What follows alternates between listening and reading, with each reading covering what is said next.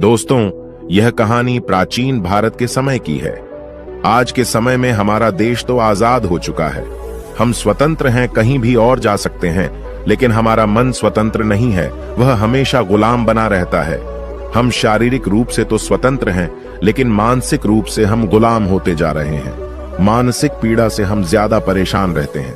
तो आज की यह सच्ची घटना आपके दिमाग की गुलामी को अवश्य दूर कर देगी। आपके दिमाग में हो रही उथल पुथल को शांत कर देगी। आपका शांत मन शांत हो जाएगा। दोस्तों, एक बार की बात है, निचले हिमालय की पहाड़ियों में बसे एक छोटे से गांव में निर्मल नाम का एक जवान युवक रहता था। निर्मल अपने गुस्सैल स्वभाव और शांत मन के लिए पूरे गांव में प्रसिद्ध था। वह बहुत ही गुस्से वाला युवक था। उसका मन एक जगह पर कभी टिकता ही नहीं था। उसका मन हर समय विचारों से भरा रहता था।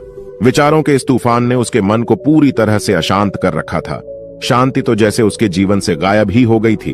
वह हर समय अपने विचारों में खोया रहता था और एक तनावपूर्ण जीवन जी रहा था। अपने अशांत मन और गुस्सैल स्वभाव की वजह से उसके घर वाले और गांव के लोगों से भी उसके संबंध अच्छे नहीं थे, जिस वजह से वह खुद को और भी ज्यादा अकेला व अपमानित महसूस करता था। ऐसी अवस्था में वह और भी ज्यादा मानसिक तनाव की स्थिति में रहने लग जाता था। ऐसे ही एक दिन निर्मल मन गिराए हुए गांव से बाहर बगीचे की तरफ जा रहा था। उसका किसी से बात करने का मन भी नहीं हो रहा था, क्योंकि वह अपनी जिंदगी से और शांत मन से बहुत ही ज्यादा परेशान था। उसे कुछ भी समझ में नहीं आ रहा था कि अब उसे क्या करना चाहिए। गांव से बाहर बगीचे में वह हर बार की तरह अपने दोस्तों से मिलकर अपनी बातें उन्हें बताया करता था। आज वह उसी बगीचे में गया तो उसके दोस्तों ने पूछा कि निर्मल, आज तुम बहुत ज्यादा ही निराश हो, इतना परेशान हो। क्यों नहीं तुम उस पहाड़ी के पीछे एक आश्रम है, उसमें एक बौद्ध महात्मा रहते हैं, वह बहुत ही ज्ञानी है। क्यों नहीं तुम उनके पास जाते हो, वह तुम्हारी सारी समस्याएं दूर कर देंगे। अपने दोस्त की बात मानकर निर्मल उन बौद्ध महात्मा से मिलने अगले दिन सुबह के समय ही अपने घर से निकल पड़ा। जब वह सुबह वहां पर पहुंचा तो उसने उन बौद्ध महात्मा को देखा कि वह सुबह के समय आश्रम में लगे पौधे को पानी दे रहे थे। चारों तरफ चिड़ियों की चहचहाहट से आश्रम का वातावरण सुबह के समय बिल्कुल खिल उठा था। पौधे को पानी देने के बाद वह महात्मा एक पेड़ के नीचे ध्यान की अवस्था में बैठ गए। बौद्ध भिक्षु के चेहरे से एक शांति झलक रही थी। इस असीम शांति ने निर्मल को बौद्ध भिक्षु की ओर आकर्षित कर लिया। जब निर्मल बौद्ध भिक्षु के निकट पहुंचा तो उसने उनके चारों तरफ एक सकारात्मक ऊर्जा का अनुभव किया। निर्मल को यह महसूस हुआ कि इस अद्भुत शांति और सकारात्मक ऊर्जा का स्रोत कहीं न कहीं बौद्ध भिक्षु के भीतर ही है। इसीलिए वहीं बैठकर बौद्ध भिक्षु की आंख खुलने का इंतजार करने लगा।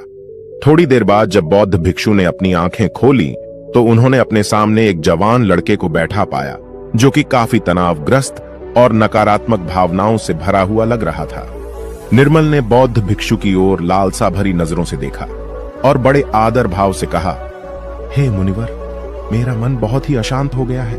मेरे मन के विचार मुझे खाए जा रहे हैं। मैं एक क्षण के लिए भी शांति का अनुभव नहीं कर पा रहा हूं। इस वजह से हर समय मैं बहुत ही गुस्से में रहता हूं।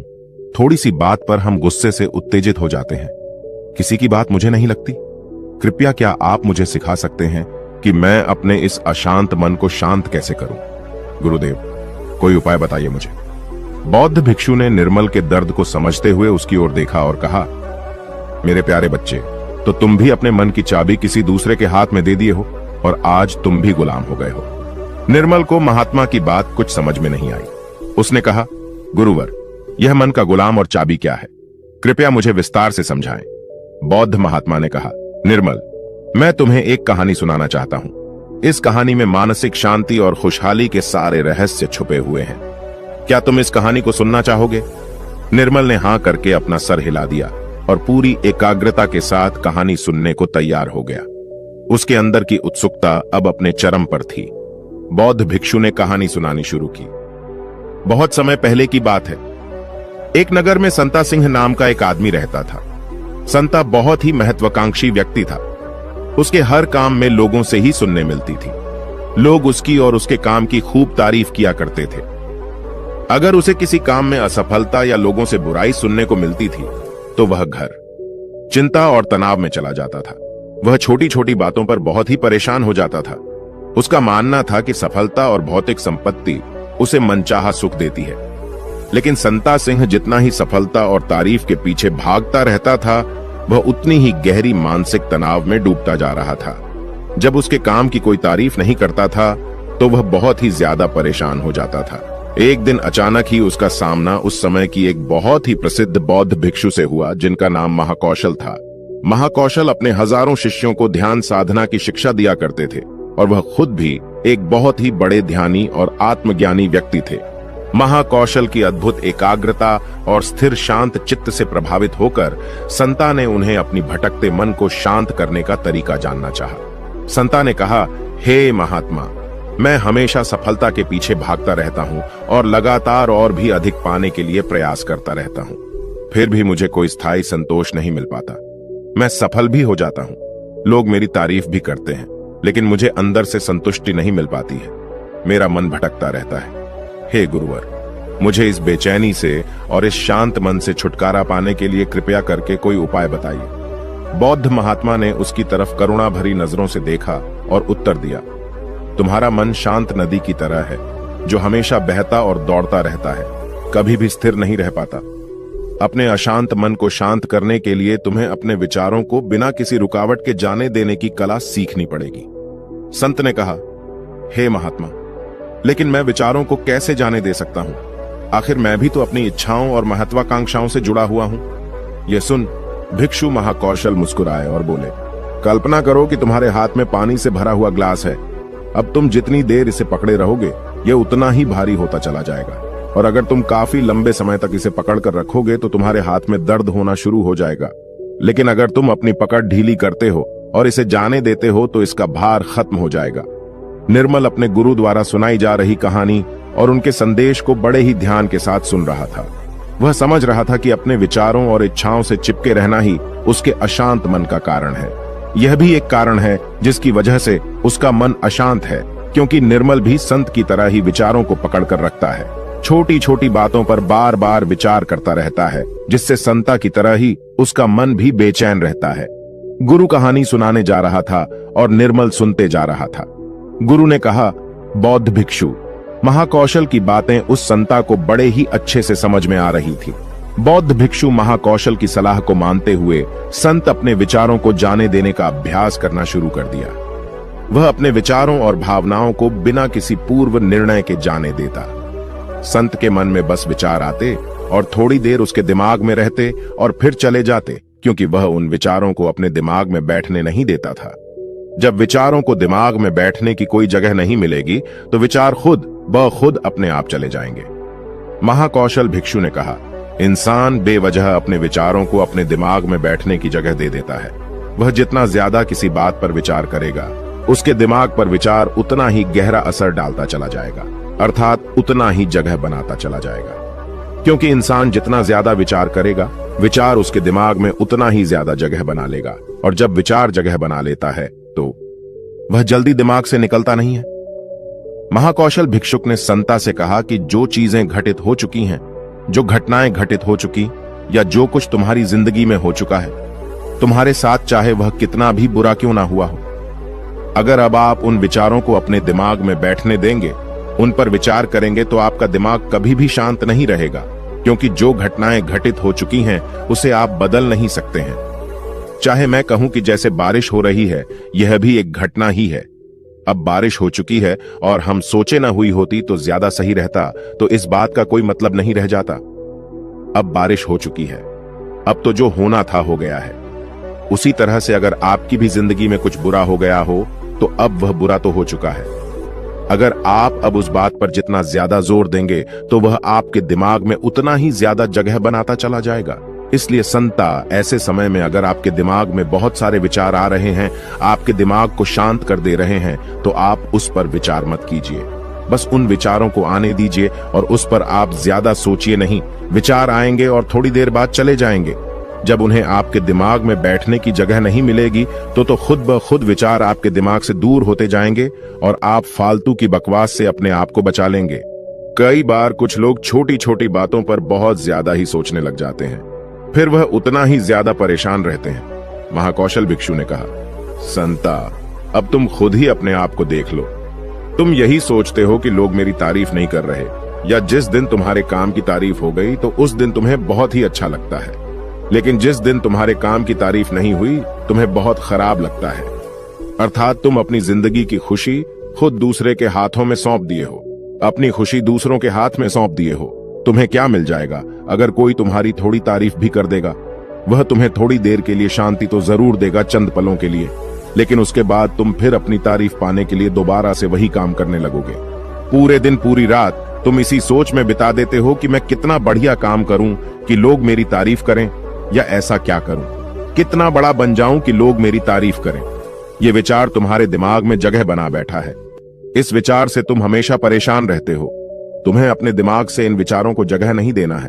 अर्थात अगर ऐसे विचार तुम्हारे दिमाग में आए तो तुम उस पर विचार न करो। इस बात की आशा मत रखो कि लोग मेरी तारीफ करेंगे। यही आशा ही तुम्हारे दिमाग को अशांत कर दे रही है। पूरे दिन पूरी इसी सोच में तुम बिता देते हो कि मैं कितना बढ़िया काम करूं कि लोग मेरी तारीफ करें, या ऐसा क्या करूं, कितना बड़ा बन जाऊं कि लोग मेरी तारीफ करें। ऐसा विचार तुम्हारे दिमाग में बैठा है। इस वजह से तुम हमेशा परेशान रहते हो। तुम्हें अपने दिमाग से इन विचारों को जगह नहीं देना है। अर्थात अगर ऐसा विचार तुम्हारे दिमाग में आए तो तुम उस पर विचार न करो। इस बात की आशा मत रखो कि लोग मेरी तारीफ करेंगे। यही आशा ही तुम्हारे दिमाग को शांत कर दे रही है। अशांत मन का यह भी बहुत बड़ा कारण होता है कि किसी से बहुत आशा लगा लेना, किसी से बहुत उम्मीद रखना, क्योंकि उम्मीद रखना भी तुम्हारे मन को एक दिन शांत जरूर कर देगी। जरूरी नहीं कि तुम्हारी हर उम्मीद पूरी हो, और जरूरी यह भी नहीं कि तुमने जिससे उम्मीद लगाया है वह तुम्हारी उम्मीद पर खरा उतरे, क्योंकि उम्मीद एक दिन जरूर टूटती है, और जब उम्मीद टूटेगी तो तुम्हें दुख होगा, तुम्हें बहुत दर्द होगा, तुम्हारा फिर अशांत हो जाएगा, तुम गहरे दुख में डूब जाओगे। इसलिए किसी से बहुत ही उम्मीद मत रखना। तुम अपने लिए जियो, क्योंकि जब तुम खुश रहोगे तो पूरी दुनिया तुम्हें खुश दिखाई नजर आएगी। वह तुम्हारी अपनी खुशी है, इसे तुम अपने हाथों में रखो, क्योंकि इस दुनिया में तुम अकेले आए हो और अकेले ही जाना है, तो अपनी जिंदगी अपने हिसाब से जियो। लोग सबसे ज्यादा इसलिए परेशान रहते हैं क्योंकि वह सोचते हैं कि दुनिया क्या कहेगी, लोग क्या कहेंगे, भविष्य मेरा कैसा होगा, उसने मुझे आज ऐसा कह दिया। यही सब विचार उसके दिमाग में जगह बना लेते हैं, और जब विचार जगह बना लेते हैं, आपके दिमाग में बैठने की जगह उन विचारों को मिल जाती है, तो वे उतनी आसानी से आपके दिमाग से नहीं निकलेंगे। आप कितना भी पूजा पाठ क्यों न कर लें, आपका दिमाग शांत ही रहेगा। संता ने कहा, गुरुवर, मेरे साथ भी ऐसा ही हो रहा है। मैं यही सोचता हूं कि पूजा पाठ कर लूं तो मेरा दिमाग शांत हो जाए, लेकिन यह शांत होता ही नहीं। जब तक मैं पूजा पाठ करता हूं तब तक तो मुझे शांति मिल जाती है, लेकिन फिर उसके बाद मेरे दिमाग में वही सब विचार आने लगते हैं। महाकौशल भिक्षुक ने कहा, संत, अपने आप को जागरूक करो, समझो इस बात को कि असली शांति किस तरीके से प्राप्त की जा सकती है। पूजा पाठ तो तुम्हारी नित्य प्रतिदिन की क्रिया है, इससे तुम्हारा दिमाग शांत नहीं होने वाला है जब तक कि तुम ध्यान में बैठकर अपने विचारों को समझने का प्रयास नहीं करोगे, अपने आप को जागरूक नहीं करोगे कि कौन से विचार हमारे लिए अच्छे हैं और कौन से विचार हमारे लिए बुरे हैं। विचारों को अपने दिमाग में आने दो और उन्हें जाने दो, उन्हें जगह मत दो। अर्थात उन विचारों पर ज्यादा जोर मत दो, और अपनी आजादी की चाबी अपने हाथ में रखो, किसी के हाथ में मत रखो, वरना तुम कभी स्वतंत्र नहीं रह पाओगे। शारीरिक रूप से तो तुम आजाद हो, लेकिन आंतरिक रूप से तुम गुलाम हो। आंतरिक रूप से भी खुश होने का प्रयास करो, आंतरिक रूप से भी खुद को स्वतंत्र रखो।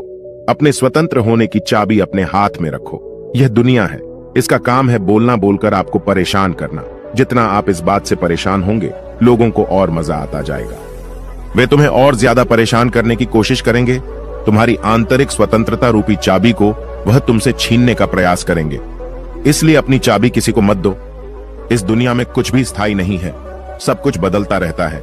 एक समय के बाद सब कुछ बदल जाता है। एक दिन तुम्हारे चाहने भी तुमसे दूर हो जाएंगे, फिर कोई और आएगा। आज तुम यहां हो मेरे सामने, कल तुम कहीं और होगे। जब इस दुनिया में कुछ भी स्थायी नहीं है, सब कुछ बदलने वाला है, तो तुम अपने दिमाग में विचारों को क्यों स्थायी जगह दे रहे हो? ऐसे विचारों को क्यों तुम बार बार सोच रहे हो? खुद को स्वतंत्र रखो, अंदर से भी और बाहर से भी। अंदर से स्वतंत्र रखना बहुत ज्यादा जरूरी होता है। महाकौशल की बात सुनकर संता को सब उत्तर मिल चुका था। इधर गुरु ने कहानी का अंत किया और कुछ देर शांत होकर निर्मल से पूछा, निर्मल, कुछ समझ में आया तो? उत्तर मिला कि नहीं, निर्मल तो मानव एक मूर्ति के समान। वह गुरु को एकटक देखता ही जा रहा था। उसके मुख से कुछ भी निकल नहीं रहा था, क्योंकि ऐसी बातें आज से पहले वह कभी किसी के मुख से सुनी नहीं थी, या ऐसी कहानी अपने गुरु के मुख से सुनी कि जो शायद उसे जीवन की सच्चाई बता गई। शायद उसे जीवन का रहस्य भी पता चल गया। वह बिल्कुल मौन हो गया था। कुछ देर बाद निर्मल ने अपनी चुप्पी तोड़ी और कहा, हे गुरुदेव, मेरा कोई प्रश्न नहीं बचा है। अब आपसे विनम्र निवेदन है कि मैं भी आपके साथ इसमें कुछ दिनों के लिए रहना चाहता हूं। मुझे तो इस दुनिया की काफी सच्चाई पता चल गई और मैं आपके साथ रहकर खुद को भी जानने का प्रयास करूंगा और लोगों को भी इस शब्द के बारे में बताऊंगा, इस रहस्य के बारे में उन्हें भी बताऊंगा। आज की कहानी बस इतना ही। मुझे उम्मीद है ये कहानी आपको जरूर पसंद आई होगी और आप पहली बार हैं तो मेरे से जुड़ने के लिए इस चैनल को सब्सक्राइब करना मत भूलिएगा।